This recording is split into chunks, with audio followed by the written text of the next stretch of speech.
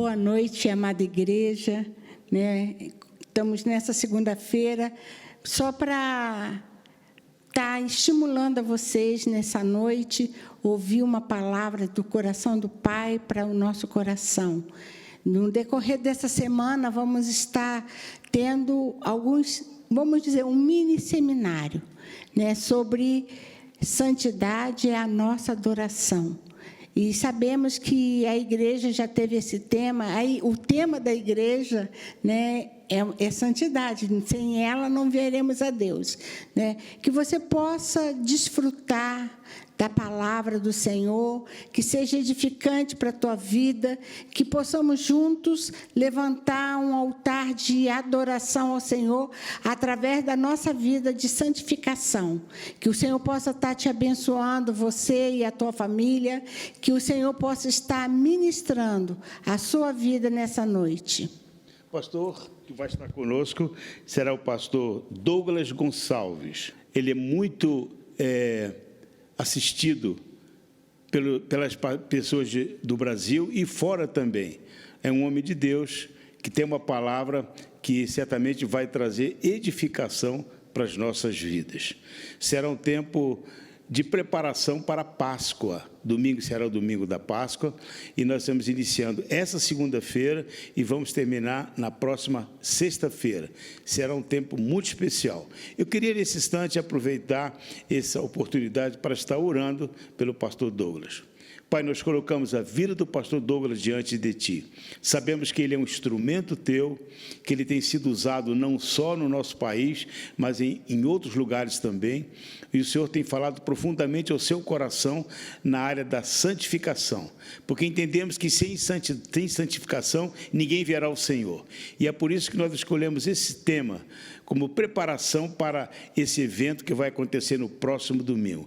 Que Deus possa estar assim, Senhor, usando cada um dos Teus filhos para receber essa palavra e é que essa palavra venha fazer diferença no coração de cada um.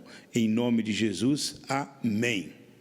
Você que não me conhece, meu nome é Douglas, eu sou aqui de Bragança Paulista, interior de São Paulo, e hoje eu tenho a honra de compartilhar com vocês. Sou casado com a Val, já tem 12 anos já que nós somos casados, temos 2 filhos, a Luísa e o Davi, e eu e a Val a gente coordena esse movimento chamado Jesus Copy, que prega que você é uma cópia de Jesus na terra, aonde Deus plantou você, Ele plantou você para que você refletisse Cristo nesse lugar. Você é uma cópia de Jesus. E a gente está espalhado na internet aí, em todos os canais possíveis aí, nós estamos espalhados. Então depois procura lá no YouTube, no Facebook, no Instagram.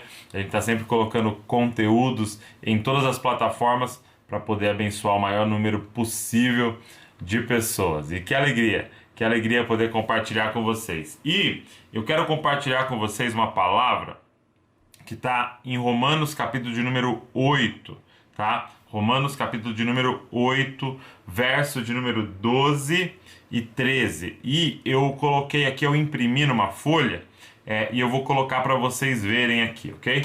Dá uma olhada. Romanos 8, verso de número 12 e 13. E diz assim, olha, assim, pois, irmãos, somos devedores, não à carne, como se estivéssemos obrigados a viver segundo a carne. Porque se vocês viverem segundo a carne, caminharão para a morte.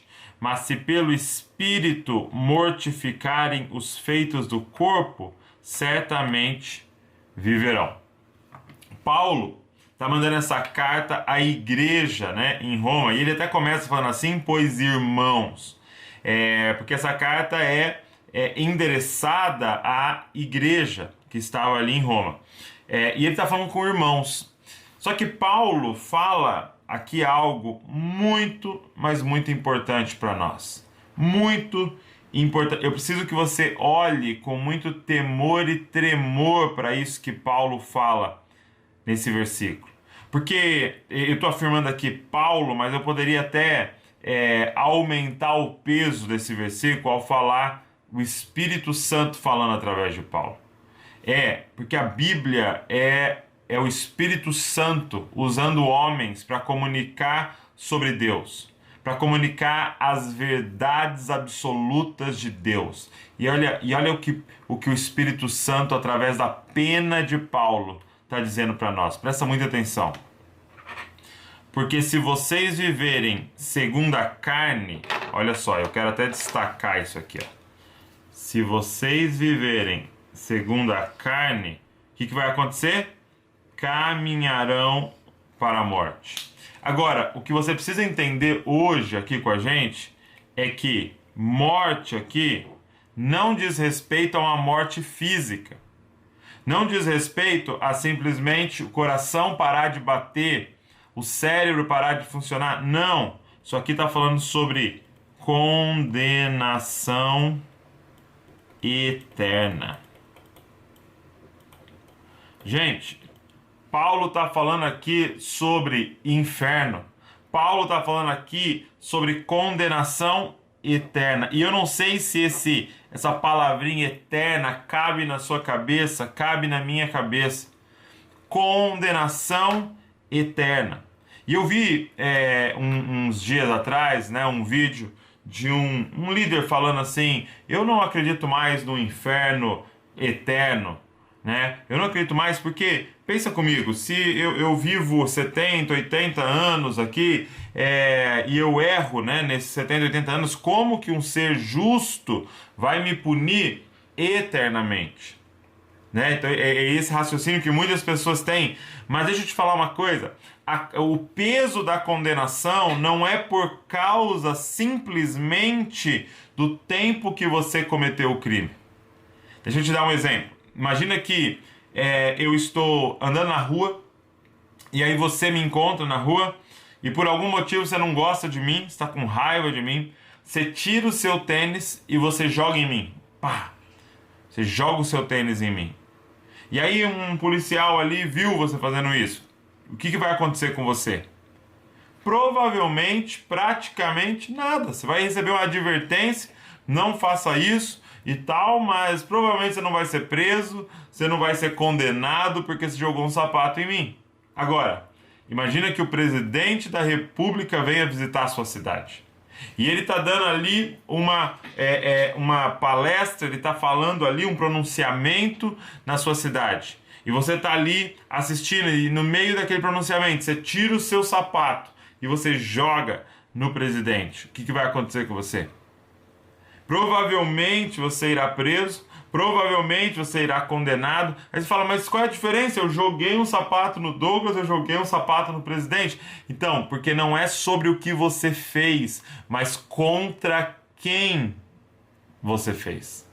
Entenda uma coisa, a condenação é eterna não por causa do grande erro que você cometeu simplesmente. A condenação é eterna porque você está desonrando um ser eterno. Deixa eu te falar, você está desonrando um ser infinito, um ser que é o maior ser do universo, é aquele que abriu a boca e o sol saiu de dentro da boca dele, é aquele que criou todas as estrelas e as chama pelo nome, é aquele que com a sua palavra criou tudo. É contra ele que você está pecando, e é por isso que quando eu peco contra um ser eterno, a condenação é eterna. Meu irmão, presta atenção no diagnóstico que Paulo está nos dando aqui. Ele está dizendo: ei, você que está aqui nessa live, você que está aqui assistindo esse vídeo, você que está aqui vendo essa pregação, se você está vivendo segundo a carne, você está caminhando para condenação eterna. Então a pergunta é: o que é viver segundo a carne? O que é viver segundo a carne, Douglas? Porque se eu estou vivendo isso, eu preciso saber se eu estou caminhando em direção à condenação eterna. Eu preciso saber. Então, é viver guiado pelos seus desejos.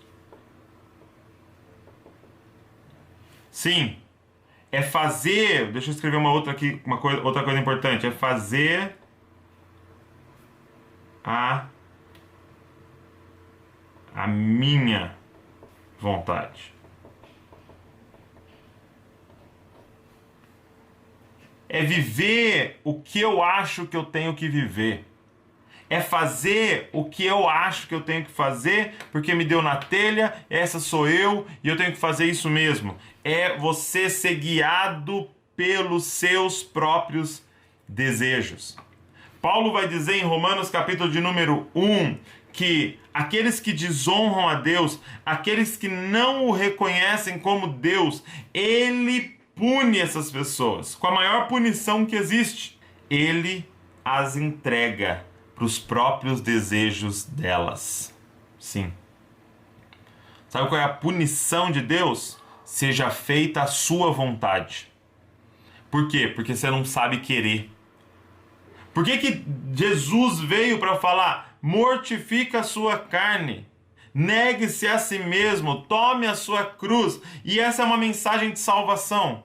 Como que uma mensagem de toma a sua cruz, nega a si mesmo, é uma mensagem de salvação? Porque sabe quem está te levando para a condenação eterna? Você mesmo. E ele precisa te livrar de quem, se ele quer te salvar? De você.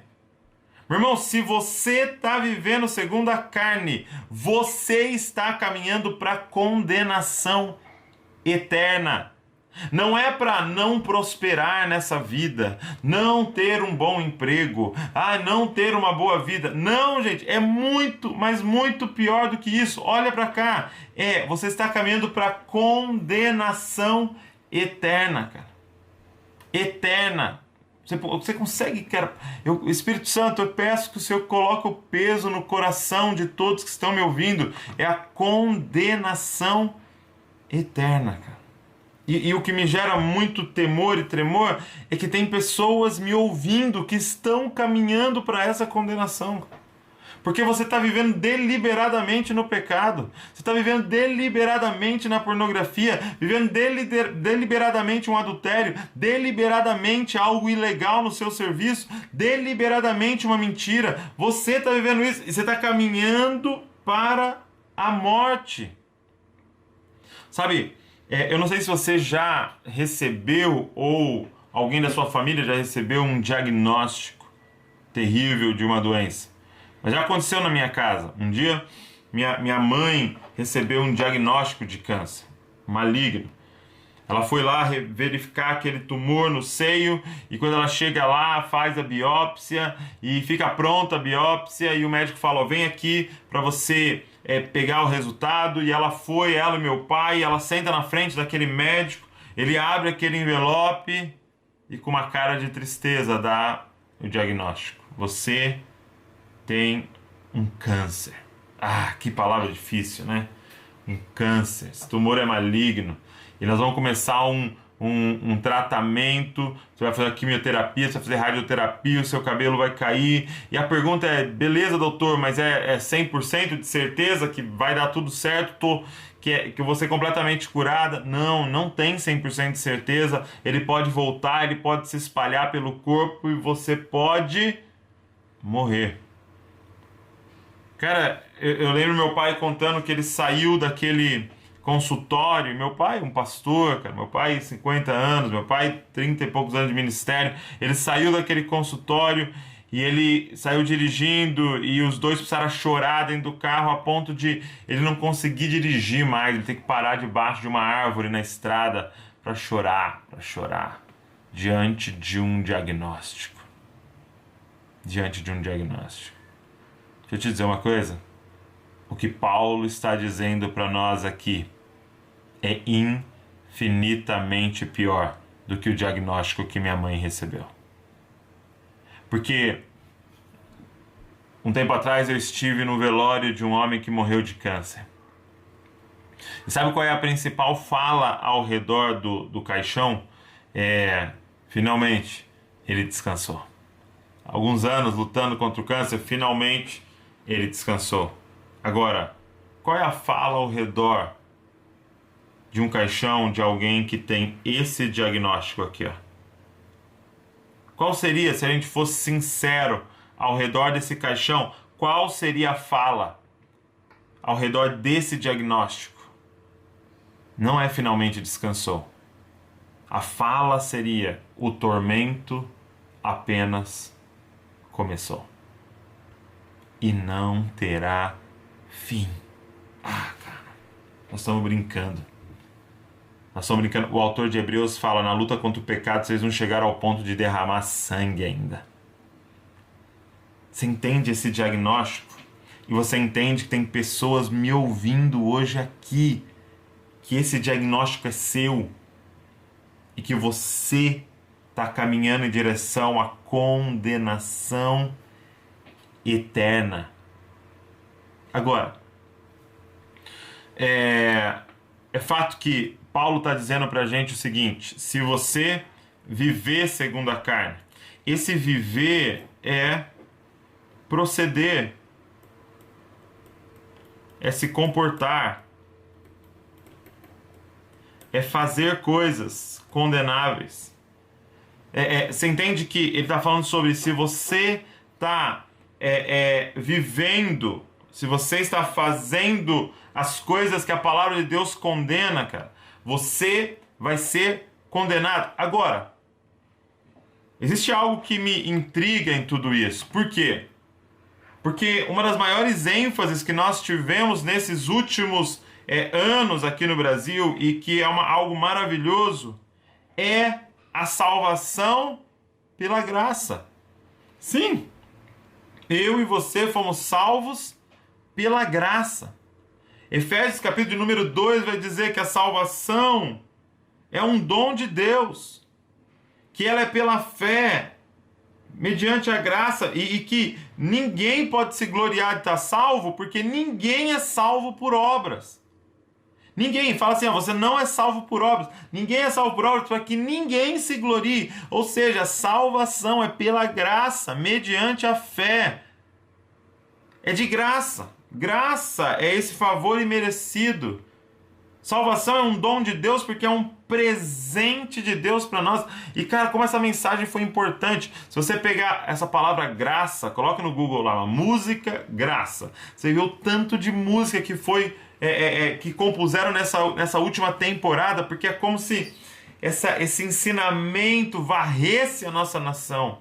Varresse a nossa nação de toda a religiosidade, de todo o legalismo, de pessoas que estavam pregando que a salvação é por obras, de que você faz algo para ser salvo. E aí nós tínhamos uma igreja orgulhosa, uma igreja que batia no peito e olhava para o não crente e falava, nós somos melhores do que vocês estão tudo condenados, vocês estão tudo pro inferno, nós somos os bons. Por quê? Porque a gente paga preço, porque a gente anda em santidade, porque a gente vem na igreja, porque a gente dá dízimo, porque a gente lê Bíblia, a gente jejua. Não! Nossa salvação não é por obras, mas é pela graça. Não tem nada que eu e você podemos fazer para ser salvos. Absolutamente nada. Ele fez tudo. Não, eu não sou bom, por isso fui salvo. Eu fui salvo porque Ele é bom e entregou a vida dele no madeiro por mim. Ele tomou o meu lugar. Ele morreu no meu lugar. A graça de Deus. Agora, a minha pergunta para você nesse dia aqui juntos é: como é que eu faço com um versículo como esse? Se a salvação é pela graça, não é sobre o que eu faço, é de graça. Como é que eu faço com um versículo como esse que Paulo está me afirmando? Ok, mas se você fizer as coisas erradas, ok?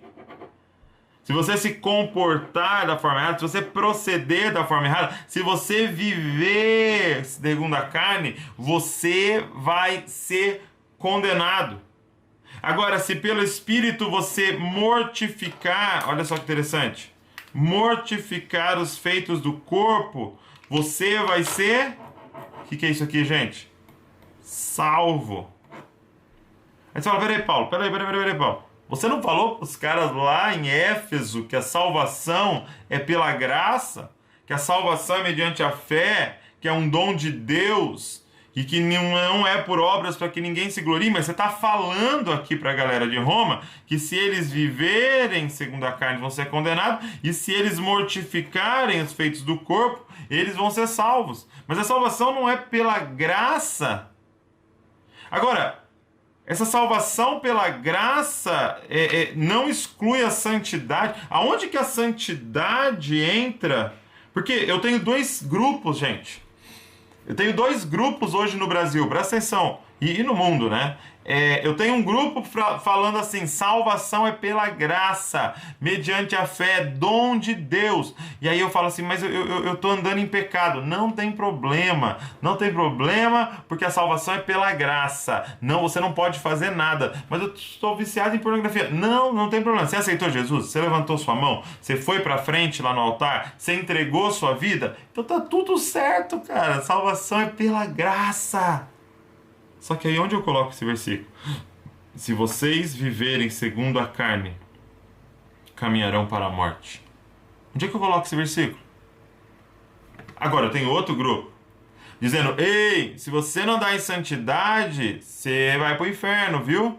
Você precisa vir para a igreja, você precisa ler a Bíblia, você precisa jejuar para que Deus goste de você, para que Ele fique feliz com você, para que Ele te ame, e você precisa fazer as coisas, e eu sou melhor que você porque eu faço, e os outros ali não prestam aquela outra igreja porque eles não fazem, e tal. E isso aqui se chama legalismo, isso aqui se chama religiosidade, e é uma mentira, porque está dizendo que nós somos salvos por obras. Então deixa eu te dizer uma coisa: se santidade não salva, qual é o papel de santidade na salvação? E eu quero te mostrar isso agora. Olha só, vou colocar um outro versículo para nós aqui agora. E é o versículo que inicia esse capítulo que eu li com vocês. Romanos, capítulo de número 8, verso de número 1, muito conhecido.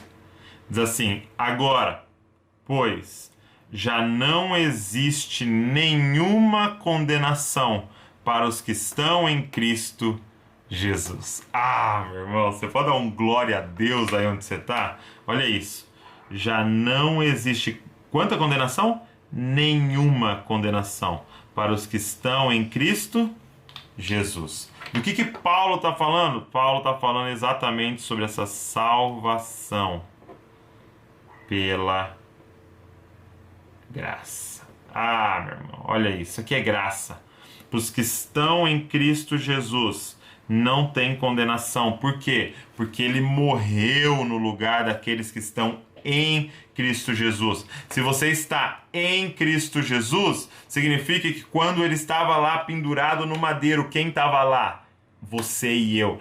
Quando Ele foi sepultado, quem foi sepultado? Você e eu. Quando Ele ressuscitou, quem ressuscitou? Você e eu. E Ele foi assunto ao céu e está sentado nas regiões celestiais. Quem está sentado lá? Você e eu. Então aqueles que estão em Cristo Jesus, não há nenhuma condenação para eles. Isso é salvação pela graça. É isso. Isso que é salvação, é você estar em Cristo Jesus, e por estar nele não há nenhuma condenação. Aí ele continua. E ele diz assim, olha: porque a lei do Espírito da vida em Cristo Jesus livrou você da lei do pecado e da morte. Olha que interessante. O segundo versículo já é sobre santidade. Santidade. Santificação.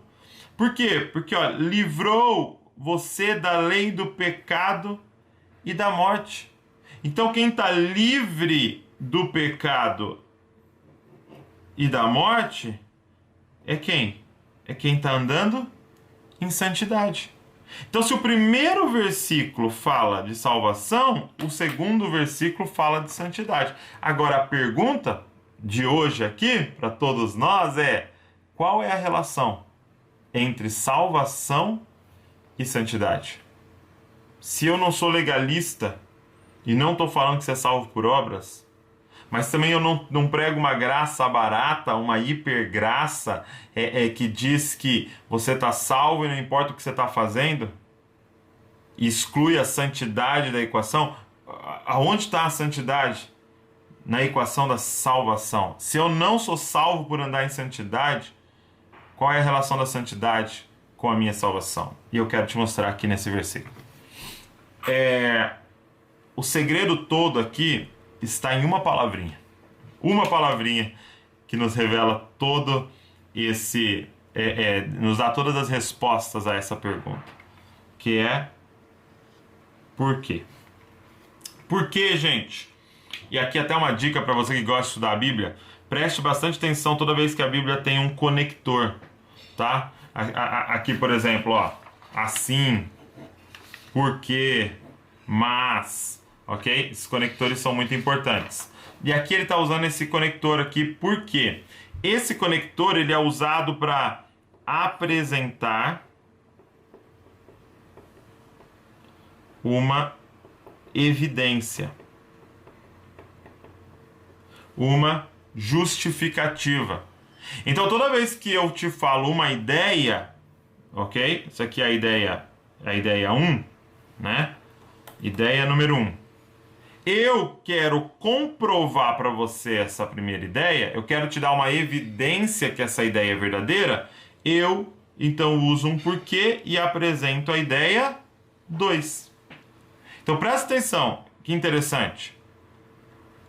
Ele vai apresentar para a gente uma evidência que prove que a primeira ideia dele é verdadeira. Então, presta atenção nisso que eu vou te falar agora. Santidade não nos salva. O que Paulo está dizendo é que santidade é a evidência externa de que você está salvo. Olha que interessante. Paulo está dizendo, já não existe nenhuma condenação para os que estão em Cristo Jesus. Aí alguém podia virar e falar, Paulo, legal, que bacana, mas como eu sei que eu estou em Cristo Jesus? Mas como eu sei que o meu irmão está em Cristo Jesus? Mas como eu sei que os meus filhos estão em Cristo Jesus? Paulo vai falar assim, simples, é porque aqueles que estão em Cristo Jesus, a lei do Espírito da vida em Cristo Jesus, livra eles da lei do pecado e da morte. Ou seja, a evidência externa de que eu estou em Cristo Jesus é que eu passo a andar em santidade. Essa é a evidência. Entenda uma coisa, gente. Salvação e santidade é como uma moeda. Ok? Imagina uma moeda aqui, ó. Ó. Salvação é um lado da moeda. Santidade é o outro lado da moeda. O que eu quero dizer com isso para você que está aqui? Presta muita atenção. Se não tem santidade, não teve salvação. Sabe, para você entender melhor, imagina que eu chego e falo assim, gente, nossa, estou morrendo de fome, estou com muita fome. E aí você fala assim, é mesmo, tá com fome? Aí eu falo assim, tô. Sabe por quê? Porque meu estômago tá roncando um monte, cara. Eu te pergunto, o meu estômago roncar me deu fome? Não. O meu estômago roncar evidenciou que eu estou com fome. Fome é algo invisível, não dá para saber. Mas aí tem uma manifestação visível, meu estômago começa a roncar. Outra coisa, por exemplo, você tá com febre, muita febre e tal, e não passa, toma remédio e não passa. Aí você vai pro médico, e aí vamos dizer que fosse simples assim, né? Ele faz um diagnóstico e fala, cara, é um câncer que tá aí dentro. É um câncer. Deixa eu te fazer uma pergunta. A febre que eu tive me deu câncer? Não. A febre que eu tive evidenciou que tem um problema aqui dentro. Um câncer. O que Paulo está nos falando é que santidade ou a falta de santidade, ela evidencia que tem um problema aí dentro. Você ainda não teve um encontro com Cristo Jesus. Mas Douglas, eu estou na igreja já faz 20 anos, 30 anos. Mas se você está em Cristo Jesus, a lei do Espírito da vida em Cristo Jesus te livra da lei do pecado e da morte. Você passa a andar em santidade se você está em Cristo Jesus. Agora, presta atenção. O que isso muda da pregação legalista, da graça barata? O que isso muda, Douglas? É que a pregação é aqui, é a seguinte. Se você fez esse diagnóstico, se hoje você entendeu, eu tô andando segundo a carne, você não vai para casa tentar resolver isso, porque é colocar perfume em morto podre. Você não vai para casa tirar lá o computador do quarto para não ver mais pornografia, ir lá terminar com a amante, ir lá e desfazer. Não é só isso, não adianta, porque vai voltar, porque a febre é como se eu tivesse com câncer tomando dipirona, vai voltar, porque você não resolveu a raiz. Essa falta de santidade é uma evidência. Tem uma coisa errada lá dentro, nós vamos ter que tratar lá dentro. Então, se você identificou hoje aqui, não é para você ir para casa tentar andar em santidade, é para você colocar a boca no pó hoje e falar: Senhor, eu preciso desesperadamente do encontro contigo. É como aquele cego Bartimeu na beira do caminho, não tinha nada que ele podia fazer para resolver a cegueira dele, nada, não tinha colírio, não tinha nada. Eu posso provar para você, você é cego, e ele vai para casa e não tem nada que ele possa fazer com a cegueira dele, e ele descobriu isso. Então ele está na beira do caminho, e ele descobre que Jesus está passando ali. Meu irmão, Jesus está passando aqui hoje, e ele começa a gritar: Jesus, Filho de Davi, tem misericórdia de mim. O que eu estou dizendo para você hoje é: para de colocar todo o esforço em você para resolver a sua vida, para tentar andar em santidade. Você não tem capacidade de vencer o pecado. O pecado é mais forte do que eu, do que você, mas está passando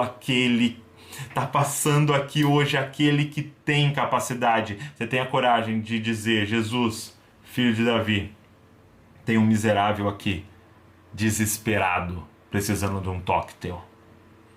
Jesus, Filho de Davi, tem misericórdia de mim. Você tem coragem de gritar isso diante de uma multidão e todo mundo falando: cala a boca, você está falando: eu sou um miserável, eu preciso desesperadamente desse que está passando aqui, o Salvador, o Senhor, o Rei dos Reis. Se o Senhor não me tocar, eu vou ficar pelo resto da minha vida cego.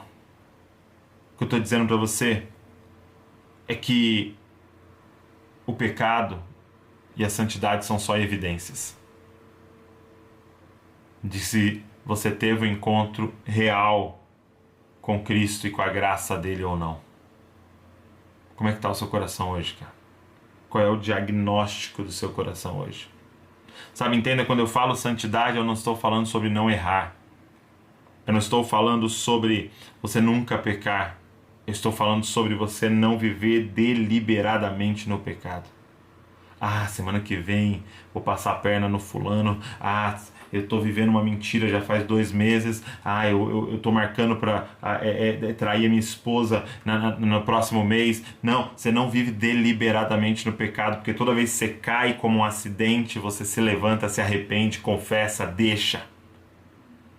Por quê? Porque a lei do Espírito da vida habita em você. Porque você está em Cristo. E em Cristo a lei que opera do Espírito da vida. E ela te livra você da lei do pecado e da morte. Você está sendo liberto dia após dia. Cada dia que passa você se parece mais com Jesus. Cara, deixa eu te falar uma coisa. Quando aquele cego começa a gritar no meio daquela multidão, a multidão começa a dizer: cala a boca, você está incomodando o mestre. Mas deixa eu te falar, alguém reconhecendo a miséria não atrapalha o mestre. Na verdade, aquele grito: Jesus, Filho de Davi, olha para esse miserável, é música para os ouvidos do nosso Deus. Porque um coração quebrantado e contrito ele não rejeita jamais. Se você está aqui hoje, cara, e esse diagnóstico foi para você, e você identificou: eu sou esse cara. Eu sou esse cara com febre. E a minha febre chama pecado. E eu estou entendendo que tem uma coisa lá dentro, que é que eu ainda não tive um encontro real com Cristo. Se hoje é você isso, cara, eu queria saber se você tem essa coragem de gritar: Jesus, Filho de Davi, tem misericórdia de mim. E ele para. Quando ele ouve esses gritos, ele para e fala: traz ele. E ele olha no rosto desse condenado e fala: o que queres que eu te faça? Até que hoje você pode falar assim: Jesus, eu quero ver você. Eu quero ver você, eu quero ver você. Não tem mais como, eu estou em trevas, eu estou tateando, é por isso que eu tropeço dia após dia, porque eu estou em trevas. Eu quero ver você. Será que o Senhor pode abrir os meus olhos hoje aqui? Gente, sabe por que tantas pessoas, como eu disse, há 20, 30 anos na igreja e não tiveram encontro com Cristo e não ainda são cegos, andando cegos? Você sabe por quê? Por causa de não saber responder a essa pergunta. O que queres que eu te faça? Todo domingo, gente, essa pergunta é feita pelo Espírito Santo. O que queres que eu te faça? Todo culto, cara, todo encontro, nossa, essa pergunta que o Espírito está fazendo, o que queres que eu te faça? Mas sabe o que a gente responde muitas vezes? Jesus, cego aqui, ó. Jesus, eu queria um carro novo. Jesus, eu queria uma casa. Jesus, eu queria casar. Jesus, eu queria um diploma. E aí, na misericórdia de Deus, Ele te dá um carro. Mas é um carro para um cego. Te dá o diploma, mas é um cego formado. Te faz casar, mas é um cego casado. Então você imagina como é que é casamento de cego. Agora deixa eu te falar uma coisa, cara. E se você, domingo após domingo, tivesse um clamor? Eu quero te ver. Eu quero te ver. Eu quero te ver. Abre os meus olhos para eu ter um encontro real contigo e nunca mais minha vida será a mesma, porque agora eu estarei em Cristo Jesus e não há condenação para aqueles que estão em Cristo Jesus, porque quem está em Cristo Jesus, a lei do Espírito da vida em Cristo me livra da lei do pecado e da morte. Eu quero te ver. Essa pergunta está sendo feita mais uma vez hoje aqui. O que queres que eu te faça? O que queres que eu te faça? E se a sua resposta é, eu quero te ver, Ele vai abrir os seus olhos. Você pode fechar os seus olhos comigo agora, para a gente orar junto aqui? Pai, eu quero colocar diante de Ti os meus irmãos e as minhas irmãs, Pai, que passaram esses minutos comigo aqui e com a Tua palavra, Pai. E eu queria te pedir, Senhor, se há alguém nos ouvindo, Pai, que continua, Pai, no pecado, que continua, Senhor, a caminhos, a passos largos para a morte, para a condenação eterna, eu queria clamar a Ti, Senhor. Abre os nossos olhos. Senhor, Filho de Davi, tem misericórdia de nós. Para hoje aqui e toca nas nossas vidas, toca nos nossos olhos, abre os nossos olhos para a gente ver quem Tu és e ser completamente transformado por esse encontro, Pai. Senhor, eu estou aqui dizendo, eu não consigo vencer o meu pecado, eu não tenho capacidade, eu não tenho força, eu estou morto nos meus pecados e delitos, eu sou guiado pela minha carne, mas, Senhor, eu quero um encontro real contigo, Senhor, aquele que pode vencer o pecado, aquele que pode mortificar a minha carne, aquele que pode me dar nova vida, nova história, novas escolhas. Em nome de Jesus eu clamo, Pai, olhos abertos, assim como o Senhor curava esses cegos fisicamente, cura esses cegos no Espírito hoje, Pai, aonde eles estão, Senhor, para que eles possam andar, viver em santidade diante do Senhor, Pai. Nós queremos um encontro contigo, nós queremos ser salvos, Pai. Salvos de nós mesmos, Senhor, para viver a Tua vontade, para viver guiado pelo Teu Espírito Santo todos os dias das nossas vidas, Pai. É o que eu te peço, Senhor, e te agradeço no nome de Jesus. Amém e amém. Obrigado por essa grande oportunidade de estar aqui com vocês, de compartilhar essa palavra com vocês. E o meu desejo é esse, que todos aqui estejam em Cristo Jesus, para que nenhuma condenação haja sobre a vida de todos vocês. Deus abençoe você e não se esqueça, você é uma cópia de Jesus. Valeu. E pessoal, como foi? Para mim foi muito edificante a palavra, né? Aprendi muito, né, nessa palestra, e que vocês possam aproveitar, né, no decorrer do dia de amanhã, que vocês possam estar meditando, né, e que o Senhor possa estar edificando a tua vida na santidade e na adoração ao Senhor. Foi muito bom, né, e que vocês venham, né, estar ouvindo e mais vezes a palavra, que o Senhor possa estar nos abençoando. Nós somos gratos a Deus pela igreja que o pastor está ministrando, né, ali em São Paulo, e que você possa, como igreja do Senhor, receber toda essa dádiva da palavra de Deus. Que Deus venha estar nos abençoando. Pastor Erdi vai estar orando. Que palavra edificante que recebemos essa noite, né, queridos? Vamos estar orando agora. Eu creio que Deus falou profundamente ao seu coração e que você possa abrir o espaço para deixar o Espírito Santo ministrar essa palavra, não só a sua vida, mas também a vida da sua família. Pai, mais uma vez, muito obrigado por tudo aquilo que o Senhor nos ofereceu essa noite, através dessa ministração. Nesse instante, nós queremos estar abençoando o teu povo, que a graça do Senhor Jesus possa estar permanentemente sobre aqueles que te amam, sobre aqueles que te servem. Em nome de Jesus, amém.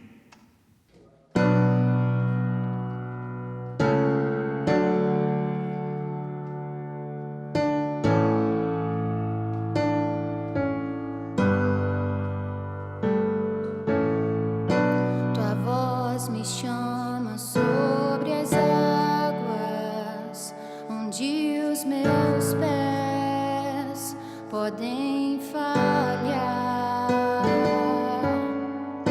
E ali te encontro no mistério, em meio ao mar, confiarei.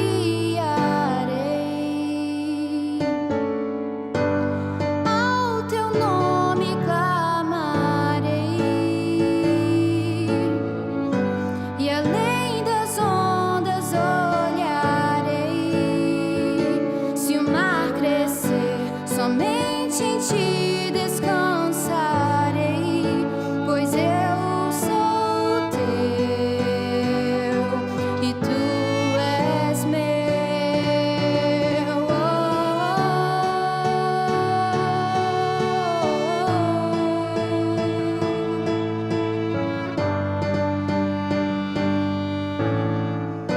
Tua graça cobre os meus temores, tua forte mão me guiará. Se estou cercado pelo medo, tu és fiel, nunca vais falhar. E ao teu nome clamarei, e além das ondas olharei. Se o mar crescer, somente em ti descansarei, pois eu sou teu e tu és meu.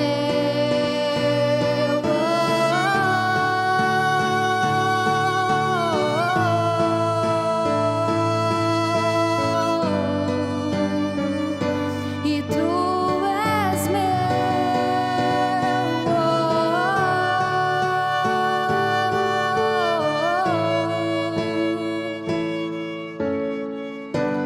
Guia-me para que em tudo em ti confie, sobre as águas eu caminhe, por onde quer que chames. Leva-me mais fundo do que já estive, e minha fé será mais firme, Senhor, em tua presença. Guia-me para que em tudo em ti confie, sobre as águas eu caminhe, por onde quer que chames. Leva-me mais fundo do que já estive, e minha fé será mais firme, Senhor, em tua presença.